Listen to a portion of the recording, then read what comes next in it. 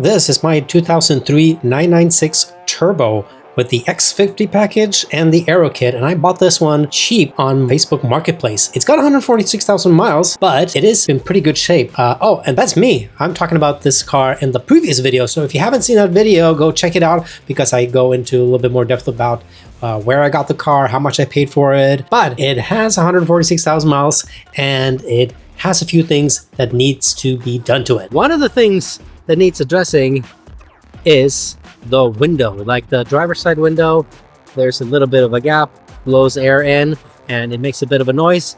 Today, I think we're going to try and fix that. I did buy, hold on, a brand new window seal, $300, which is crazy money. You could easily pay like $100+ for a used one, but it would be 20 years old. So I figured maybe just splurge, get a new one, and it'll last another 20 years.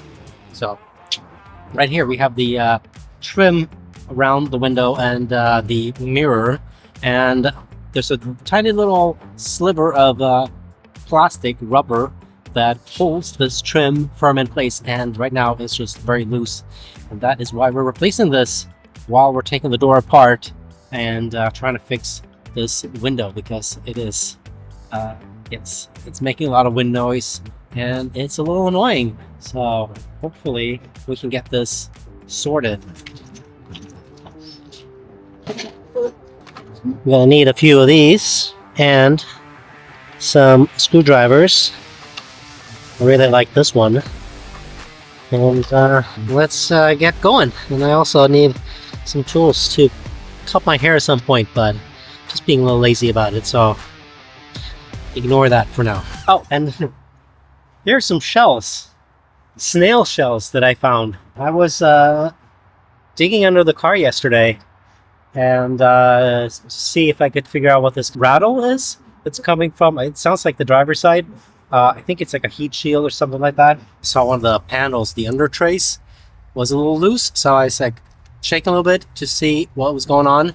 And when I looked underneath, I saw something that looked very weird, like yellow orangey kind of thing.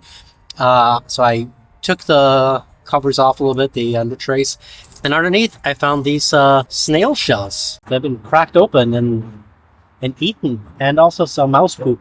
So I think this happened at the other guy's place, the previous owner, and I guess some mouse or something really loves the snails there, so he ate. You know, there's probably like 7 or 8 snail shells hidden under the car and between the body and the under tray. So cleaned that out, and yeah, there they are. Strange. Let's get cracking on this thing.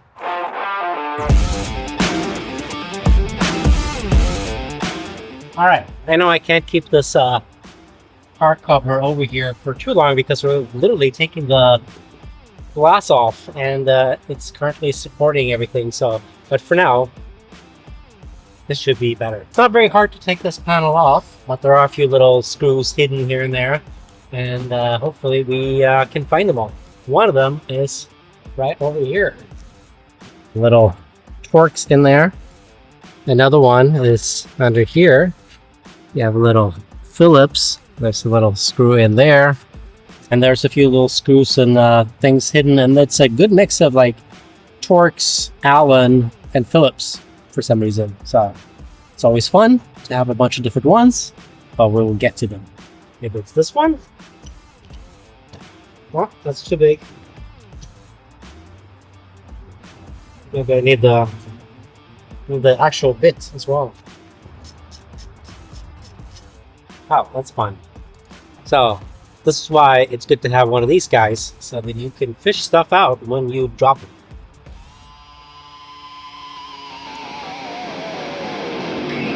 Perfect. And this guy, I call this the magic screwdriver because for some reason, I don't know, it's just the way that the tip here was made. It kind of just works with everything, from like smaller ones to bigger ones, and it always grips. So I love this thing.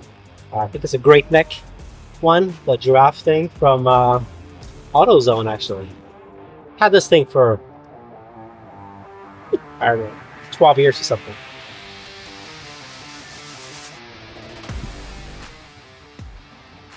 This guy's a plastic screw, which is always strange. And I gotta pop off this light too. And I'm gonna disconnect it because it is very hot.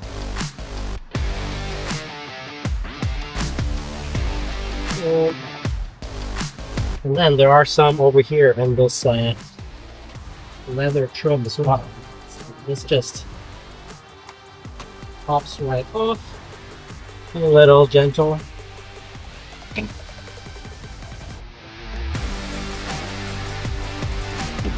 And here we have the all the fun extra ones. So this is a Torx one.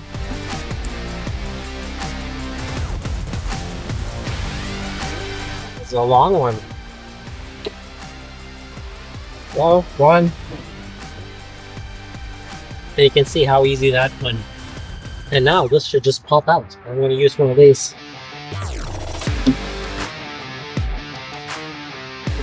And then here we have a few little things we need to disconnect. Well, this one just disconnected right there. Yeah, it's fine. There we go. Like so. Now that the door card is off, we can start looking at this window situation. I probably should have ordered a new phone. I was looking at it. It is a little pricey. This one is in okay condition. It's pretty easy to take the door card off, so I might just address that at a later time if I need to. For now, I just want to get this window sorted and replace this window and mirror trim.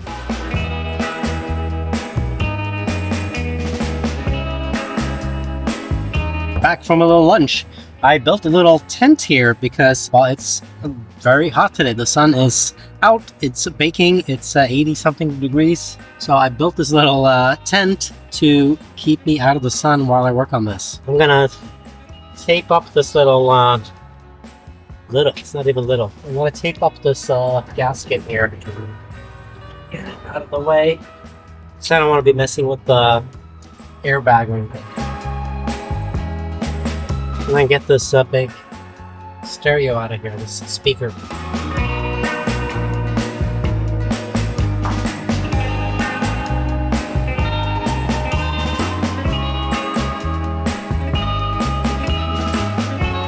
And now we have access to parts of the window mechanism. So let's lower the window. Let me see.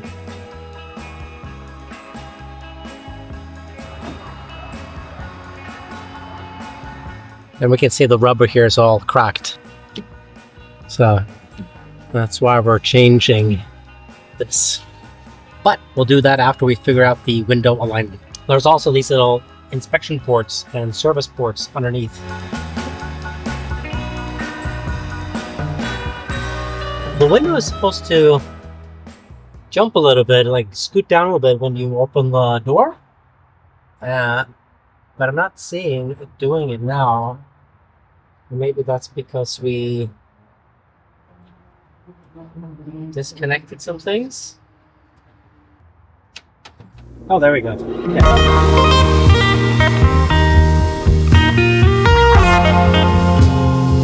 Maybe that's just it. I was fiddling with it a lot before, but I guess I wasn't really seeing how the window was situated when it was all the way up when the door was closed. Now that the car thinks that the door is locked or closed because we pushed a little mechanism here, now I can shift the window to where it feels like it should be pretty flush with the trim here. So maybe that's just it. Maybe we fixed it. Let's see. Stick that guy in there. And let's actually close it and see. Alright, here goes nothing. Okay. It's definitely better, but now there's a huge gap here, so I think I need to this gap is too big. And there's a gap over here, so I need to shift it back a little bit and lift it up. So let's try that. The window needs to go a little bit this way and further up. So let's just see if we can adjust that. I'm not sure I love this frameless design. I'd rather it just be a full door that the window goes up into. Like, why? Why do we need it to be just glass? Can't we just have a metal frame around it? Let's go back to that. I'm not sure why I wasn't filming this. Maybe because I filmed this once before and then my hard drive crashed and all the footage was deleted. But in the door, you can take off these little rubber grommets and you can loosen the screw that clamps the window to the window regulator. You can do that either in the up position or you can do it in the down position. For me, loosening it in the top position was the best way so that I could just move the window where it needed to go. But if you're putting in a brand new window and window regulator, it might be easier to do it in the down position. If you are doing that, you should also mark on the window and the glass where it is supposed to be. But my window was always off, so I didn't want to use the old alignments. I didn't film that, but that's what you got to do. All right, let's see. It's better, but it's still too much of a gap there, so we need to lift it up. Like, this gap here looks pretty good right now, but I can still see there is a little bit of a gap right here in the glass. Make sure you pack a lot of patience because this job is a lot of fiddling, testing, and redoing. All right, I'm gonna call that a win for now. I'm gonna leave it as it is, change the trim, and then take it for a drive later and see if I fixed it. Cross our fingers, hopefully thumbs up. Let's see. Yeah, the gap here is pretty good. I can't get my finger really in here. Maybe I'll just lift it up just a smidge because I can feel like my finger touching the rim right at the rubber seal here. So maybe I'll just like inch it up a little bit. But yeah, pretty good. I'm happy with this. Time to replace this old seal.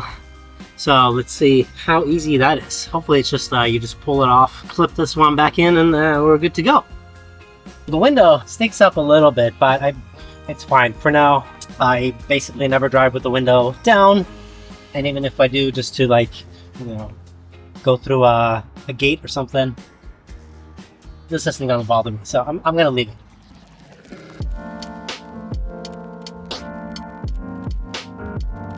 I think I'm gonna take off the mirror here,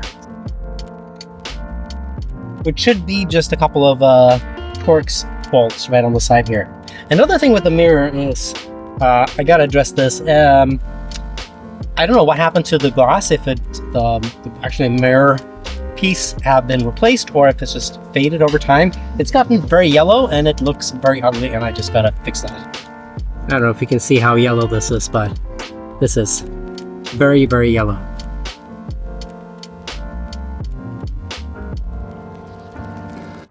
So I thought that was gonna be easier. On the Cayenne, it's just 2 bolts, or 2 or 3 bolts, and it just pops out the mirror. But on the 996, I guess that's not the case.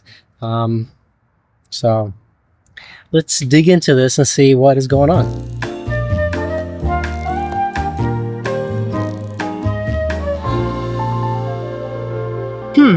Yeah, it's not as easy as I thought. There's a trim on the outside. Maybe that needs to be pried off and there's more screws, or it just needs to be popped off somehow. So I'm gonna go look it up on YouTube and see if I can figure it out. We're gonna start right now.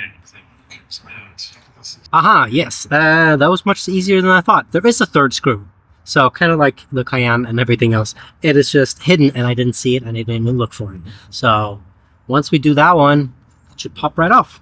And that one is hidden right up in here in this little hole.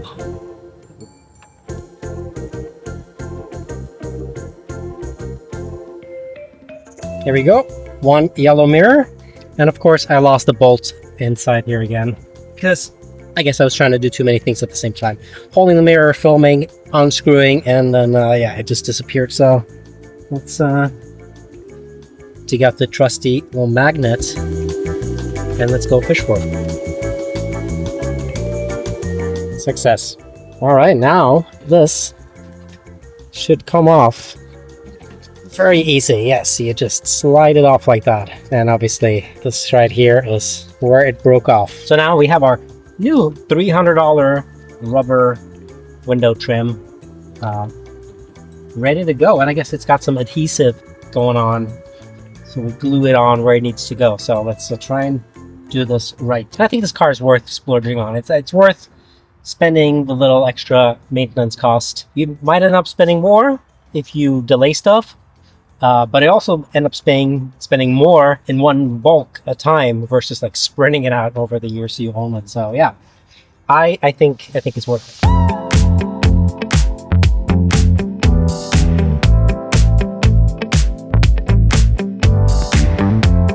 That feels like it's in place. The adhesive went on where I think it should. Feels all snug. Let's put the mirror back on.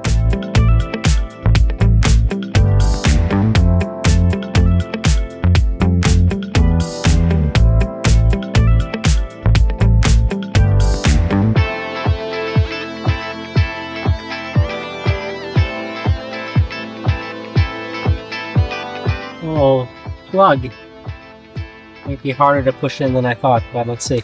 This little plug is a pain. It's really hard to get this plug to plug into the hole with the mirror in place. So what I ended up doing was I fed the plug through the hole and connected it to the mirror, and then I put the mirror back in place and installed it. And that seemed to be like the way that worked best for me. But yeah, your miles may vary.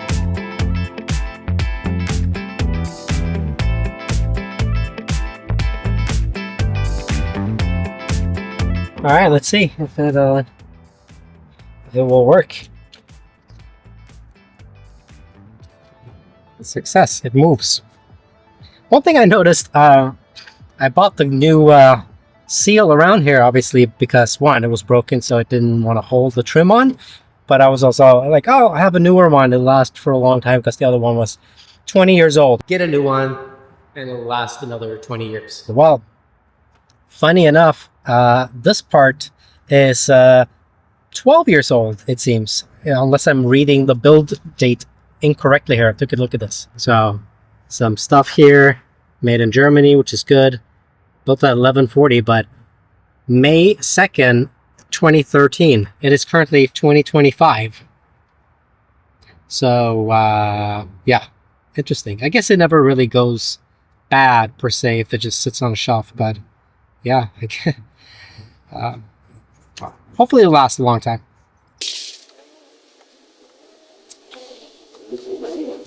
All right, so we got to address whatever's going on over here. When the window goes up and down, I don't know if the trim is supposed to be on the inside or not, but yeah, it's definitely acting up a little funny. But we have a mirror on the other side, so let's go look and see what that looks like. Yeah, it definitely looks like it goes inside this trim. So let's see if we can get this thing inside here. There we go. And now I guess we'll just try and put everything back together.